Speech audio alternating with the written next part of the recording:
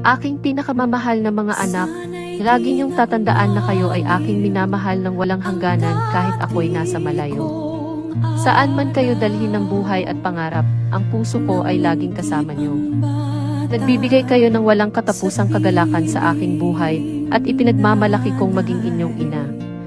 Walang katumbas na kahit ano paman ang mga oras na kayo'y aking kapiling.